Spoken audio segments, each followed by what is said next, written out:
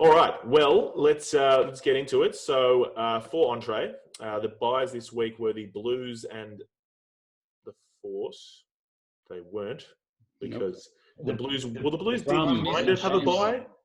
I guess the Brumbies and Chiefs. No, we didn't update the notes, but no, the Brumbies and Chiefs had the buy in the last round, and spoiler alert here, but the Blues and Crusaders game did get cancelled because of the coronavirus outbreak in Auckland.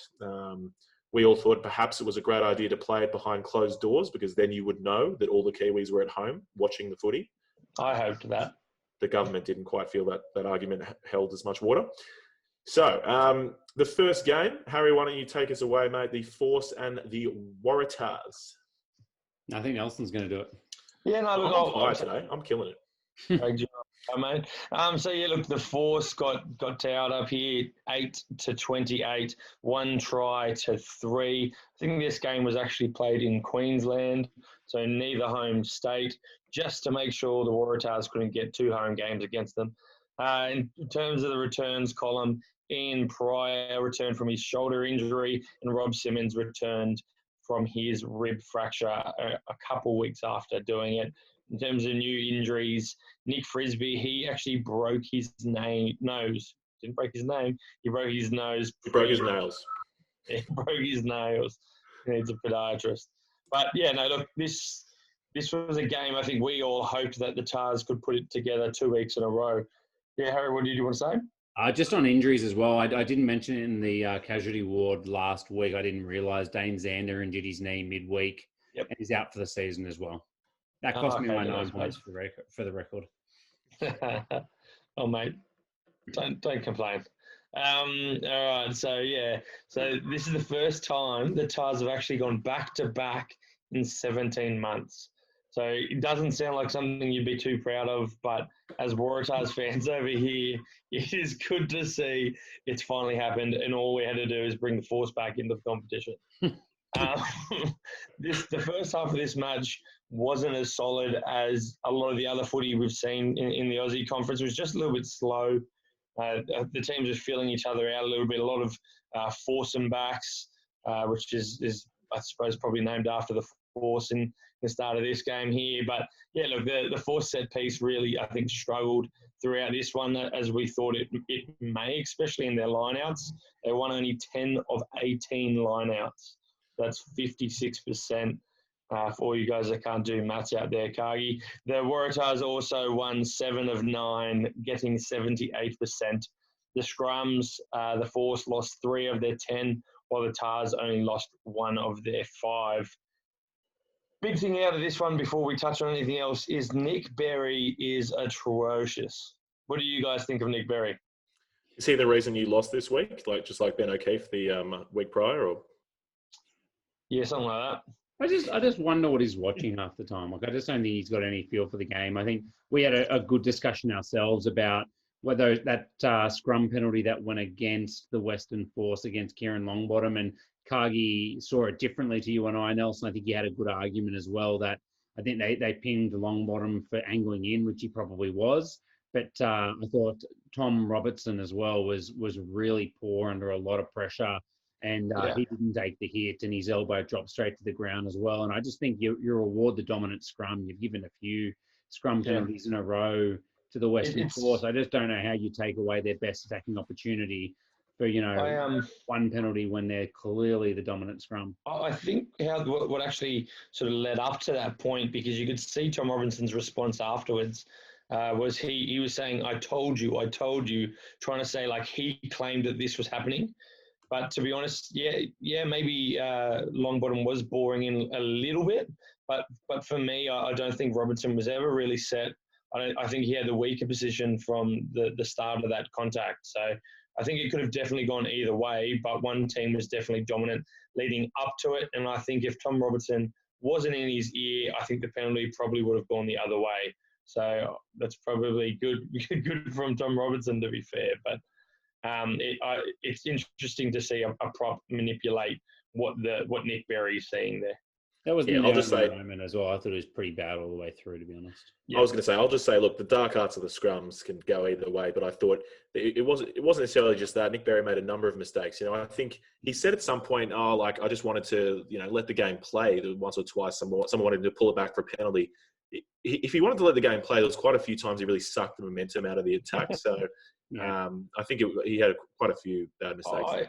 I felt it was pretty harsh. I won't go into too much detail, but the try, I think, for Gordon, when he was it a chip over and Hunt was offside, maybe by like a tiny bit, and they've said no, Hunt's onside, and then they pinged Gordon for being offside, but he was making for advancing. a clear effort to not advance. Like he made a humongous effort to wait till Hunt went past him before he stepped forward.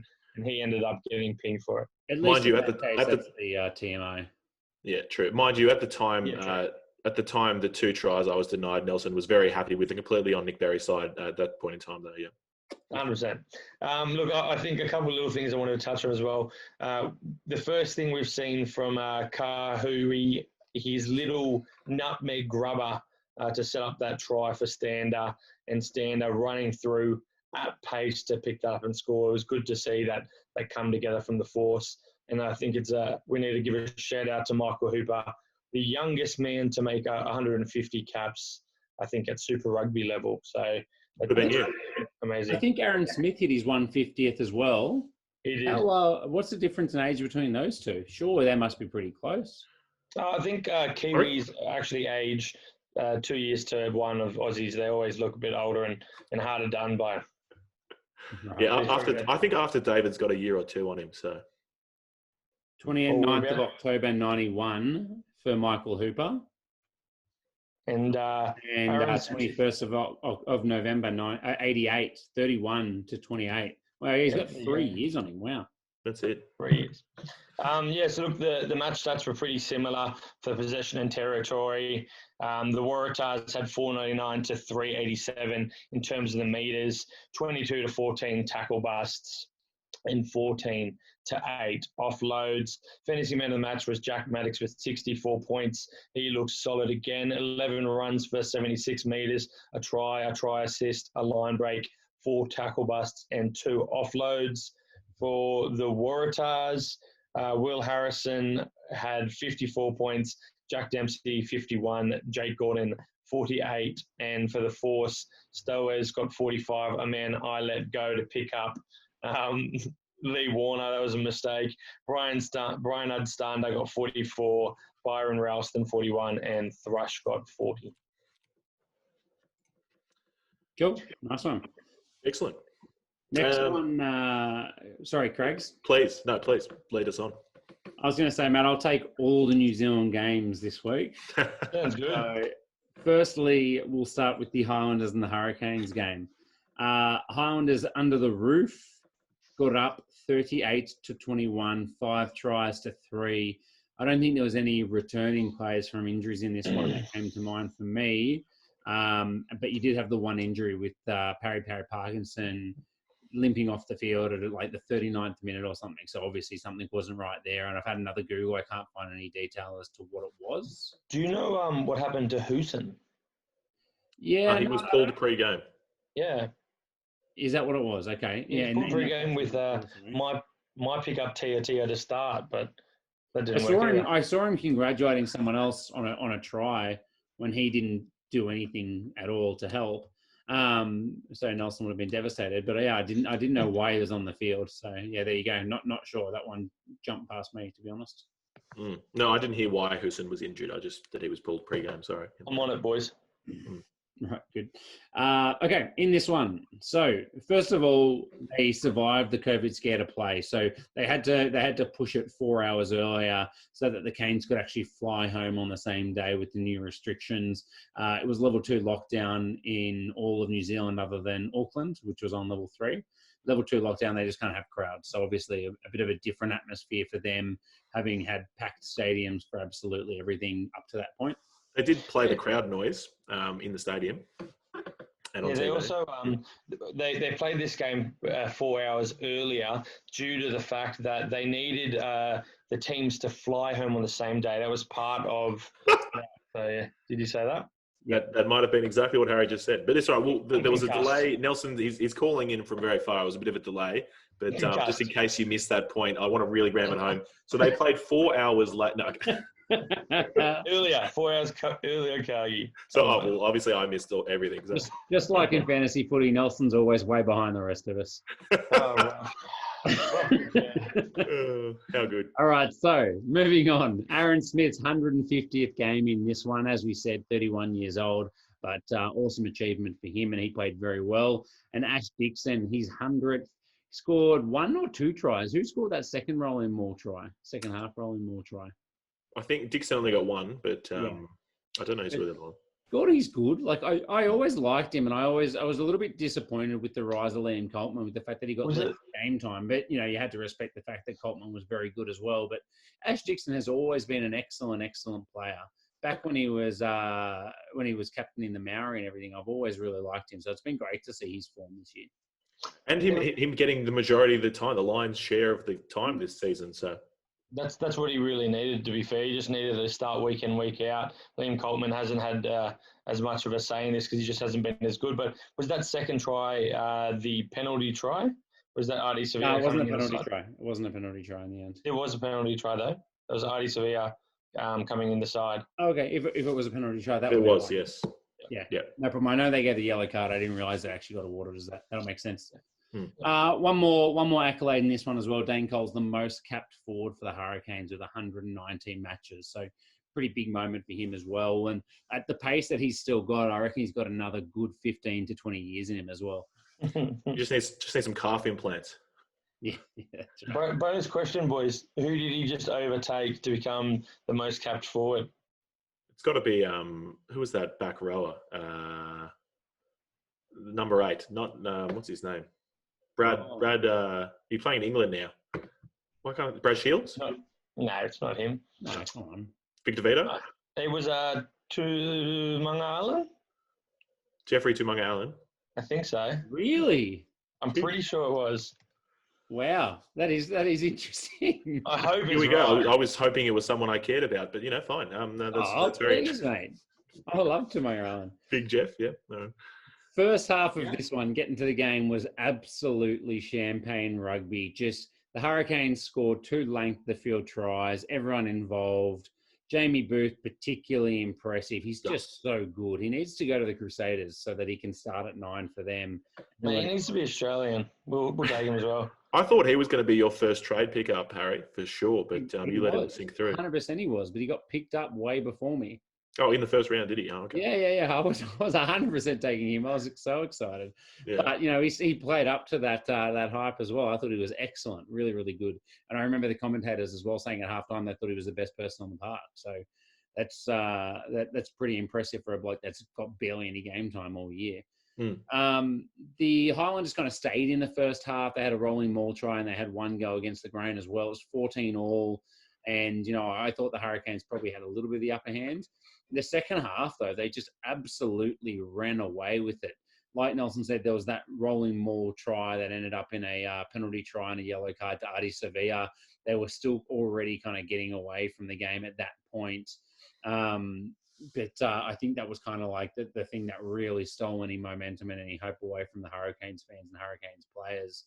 And then as they kind of tried to chase the game and throw the ball around late, the Highlanders just kind of put the foot in the throat and just finished them off. And it was really impressive from Aaron Smith. Mitch Hunt, I thought, was absolutely excellent. And maybe he can play fullback.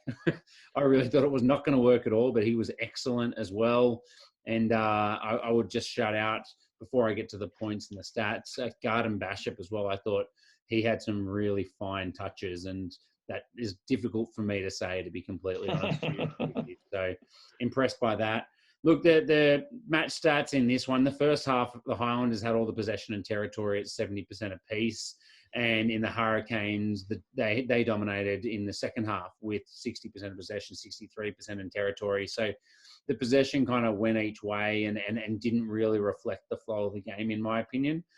Huge running meters in this, under the roof, as we say every week. Fantasy points are plenty.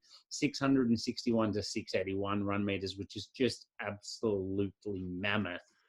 40 to 21 tackle bust, the Highlanders leading that one, which is ridiculous. 24 to 22 line breaks, just insane. 18 turnovers for the Highlanders as well. And it was just insane. The other stat that kind of stood out to me was the Hurricanes only tackled at 69%, 91 or 131. And I think that kind of tells the story of why they lost. The Highlanders were just running rampant and the Hurricanes looked a little bit down and out. Obviously not quite been in the hunt anymore for the competition to win their title. I think they kind of lost a bit of steam. Fantasy man of the match on this one was 77 points. Geordie Barrett, he had 14 runs for 122 metres, almost the magic 10 metres a run. 6 tackle busts, 3 line breaks, 3 offloads and 3 conversions to boot as well. Michael Collins, 76 points. He'll never do that again. Aaron Smith, 68. Josh Ioane, 61. Mitch Hunt, 60. Tu'u, 53. Dixon, 51. In the Hurricanes, Jamie Booth was 65. Vince Aso, 49. Peter Umaga-Jensen, 48. Just points everywhere. Like we said, pick players under the roof. The one thing that I've learned from this is definitely the pick players under the roof. I have thought about this. If I didn't pick up Satutu, and I picked up Satutu, and I picked up Hoskins. No, if I didn't pick up Hoskins Satutu, did you damage your head? Tu'u, I would be in, I think, the top 4. Yeah, because he's killed it compared to Satutu doing nothing. Harry, when are we coming out with the Draft Rugby book from Nelson? The I would have killed it when. That just shows you how small, the fine lines. I would have been in the finals if, but fine lines. No, I will say, you had pains talking about Jackson Garden-Bachop. I'll say Michael Collins. Don't like him, but he's bearable as a centre. You know what I mean? He's definitely a centre and not a fullback. I'll say that much. He's the one player that has entered my team and become better. I don't know where it's come from. I was desperate when I picked him up, and he's been good. That is probably the most incredible fact about Michael Collins right there. So. Yeah, absolutely. Not even Nelson could ruin him. All right. Well, Clark to everyone. Let's move it on to the third game, and we'll let Nelson finish off with the last Kiwi game of the. Sounds good. The Reds and the Rebels. 3 tries to 0. The Reds took this one 19-3. And there's only really one point that needs to be talked about for this entire game. It was the battle of the one and only Pony, Fa'amasili, and Taniela Tupou. That's the only narrative that was of any interest to anyone, not just prop lovers such as myself. And did it deliver? It bloody delivered. It was fantastic. They were both just... There was once or twice they did come together in big clashes, but... Big battering rams. Oh, mate. The scrums, that was incredible. That was going to be one of the real big tests for the Rebels. I'm surprised the scrum didn't just turn, because they were both on the opposite sides and they didn't just rotate the scrum every single time. No, exactly. I thought this would have been one of the scrums we might see someone just pop up into the middle of the air, turn into a line out. You know what I mean? Just the scrum line out. Just, but no, look, all right. Returning in this one, Jordan Petaia was back for Harry. How good. He returned just after missing last week because he had his father passed away, unfortunately. And wow, they love having Jordan Petaia back. He looked incredible. It looked like their first half strategy was get the ball to Petaia. I was loving it. It's like they've heard our podcast before, because we've said that the Reds' entire strategy should be get Jordan Petaia the ball, and they were doing that. So no, otherwise injured in this one, Hunter Paisami did an MCL. James O'Connor bruised his sternum. Don't know what that entails really. And Matty Tamua on the sternum. It's actually, I'll tell you what it's from. It's because he ran the ball so much. James O'Connor made 14 runs for 110 metres. It's crazy for a fly. I don't reckon it was the running that hurt his sternum. It might have been getting tackled or something along those Well, lines. generally, Nelson, if you want me to explain how fantasy rugby works for you, you only get a run counted if you get tackled. If you pass the ball, it doesn't count. I still don't think it was the running that hurt him. Yeah, so the running run hurts you, ended but- in some contact. To be fair, that's why Richie Moe never gets tackled because he never gets injured because he never gets tackled. That's true. Well, yeah, all right. Yeah. And Matty Tamua, he went out there to hit a few people, but there were a lot more physical Reds players. So he suffered a concussion. I don't remember the exact incident, but it was probably Neither does several. He does not remember it either. That was the one that looked pretty serious. They ended up going off and giving him a scan and looking for a serious neck injury he's- I think, as well. And it He's was been passed. He's passed the scan. He's no serious neck injury. Very good. All right. So, look, we've talked about Pattaya. He was great. Jock Campbell was awesome as well. He just has that kind of, he just glides. He has that running, gliding style and just slices through some gaps. So he's been great for them. We talked about the scrums. They were pretty rock solid. The game really, look, all you need to know, the first half, it was kind of, there was a lot of forcings back, a lot of kicking for territory. The Reds scored 2 tries. The Rebels just unable to. They had, I think it was 1 or 2 disallowed, 2 or 3, I don't know, a few disallowed tries. Nazarani, very unlucky. A massive scrum drive over, put it on James O'Connor's boot instead of grounding it. So that was, ended up knocking that one on. But the second half was super interesting. And there's really just one tweet from Greg Clark, the commentator, that summarises it. And it was that the Reds had 9% possession in the entire second half. They had 7 runs compared to the Rebels' 101, yet they were the team that managed to score a try in the second half. That's absurd. Wowzers. And, I mean, their defense was inspiring, to be honest. It was some of the best I can ever remember seeing at Super Rugby level. It was at that level where, like the England versus New Zealand at the World Cup, obviously not against as class opposition, but it was just so brave and so physical. And it was the second best defensive effort you'd seen on the weekend, wasn't it, Harry? Yeah, that's right. Pioneer Rugby just pipped them.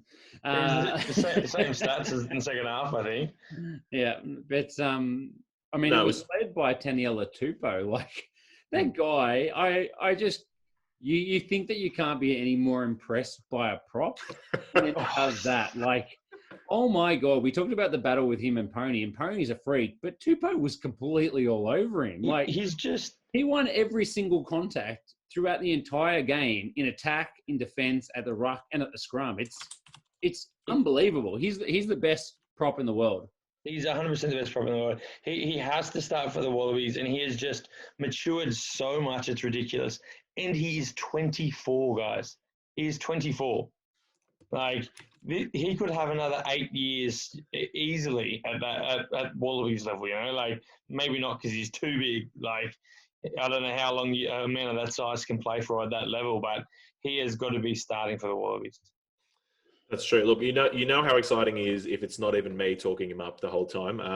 I think one of the keys thing you've just said about him starting, whilst we've had Brumbies captain and Wallabies veteran Alan Aotearoa on the podcast, and he is fantastic, and we said one of the top 3 props in the world. I think you can cast aside any doubt about Tupou being an impact player at the end of the game, because Brad Thorne has played him for practically 80 minutes every game the last 2 years or so. So the man can play the whole game. Not an issue. Absolutely. And hey, quick shout out. I was going to say Jock Campbell as well. How good the grubber across field in his own try line to set up. I think it ended up in a try, didn't it? May have. Not sure. Either way, it was a huge break. It was just so good. Sorry, I was desperately trying to find just then how many tries Tupou scored, because he's definitely leading for like props in Super Rugby, I think, but he's heading into like forward top try scorers. Scott Higginbotham, I think, from the Reds has leads the most tries scored by any forward, but I reckon Tupou's going to head up there. So Finger obviously is someone right up there, right, as well. But can I just float an idea to you guys? So as far as Alan Aotearoa for quite some time in his younger years, up until being professional, was a loose head prop. Can we shift him back to loose head prop because he is playing over CO by far in I think everything on the field. And yes, we've got Slipper there as well. You got other guys coming through with all, but I mean, we want him on the field as much as we can. Look, I'm sure we can transition back. I'm not going to lie. That's not the worst idea, Nelson. That is, I'm about that. So I'm just surprised that I'm agreeing with you on something. So that's great. But look, in rounding out this game, Brett Cronin, fantastic TMO. I think the commentators were saying George Ayoub should be looking over his shoulder. Mate, George Ayoub should be looking over his shoulder for the last few years, because if I ever see that man, I swear to God, he's the worst TMO that exists. But so the stats in the second, we've said the carries and everything, but yeah, Rebels had 88% possession, 94% territory. That is insane. If you don't win a game with those stats in the second half, what are you doing? You haven't playing footy. Run meters, 377 to 617. That's the Reds to the Rebels. So the Rebels almost double. Wait, hold on. The Rebels didn't make as many run meters with 85% possession or whatever it was, compared to either the Highlanders or the Hurricanes in their game. Yep, that's correct. Speaks volumes. Tackle bus 20 to 29. So the Reds still had more tackle bus as well with no carries. Fair enough. It was 13 to 6 penalties. That'll do for the game stats. Fantasy stats. Fantasy man of the match, Matty Phillip, 62 points, 20 runs for 80 metres, 2 tackle busts, an offload, and 5 tackles. So he really got through some work. Normally he makes a lot of tackles, but he really got through the carries for the Rebels. Just obviously he got all of their metres, 80 of their 200, 300 something metres. Brandon Paenga-Amosa, 55 points, even after a yellow card, did bag himself a try. So Harry was cheering. It was an up and down moment for Harry there. James O'Connor, 48 points. As I mentioned, big game from him. The battle for the Wallabies fly half, is still on. Tamua or James O'Connor. Or Harrison. Or Harrison, yep. Taniela Tupou, 47 points. Lukan Salakaia-Loto, 47. And for the Rebs, Cameron Orr and Frank Lamani. And Cameron Orr is someone who's Harry's talked up a little bit. Look, he's been great, actually. So he's someone to watch for the future. All right, Nelson, the Blues Crusaders game, boom, cancelled. Thank you, Nelson. And we are now on to our main course. Harry, mate, how dare you cut Harry off? He said he was going to do all the Kiwi games. Yeah, I was going to do that one. Had a lot You're to say. such a pig. That's all right. Very good. Well, you'll have to read it in the OG League blog, but some of our drafters didn't get the message that the Blues Crusaders game may not be on, and in fact doubled down. I believe Wiley decided to have, I think it was 9 players in that game. No, they didn't. It's not that. It was Wiley just knew that he couldn't make a full side, so his best chance of winning was to pray that the game went through. And so he just loaded up on that team, knowing that if they did play, he had fantastic, fantastic players. He lived and died by the virus. He did. And it's cost him a place in the finals. He was number 3 last week. So bad.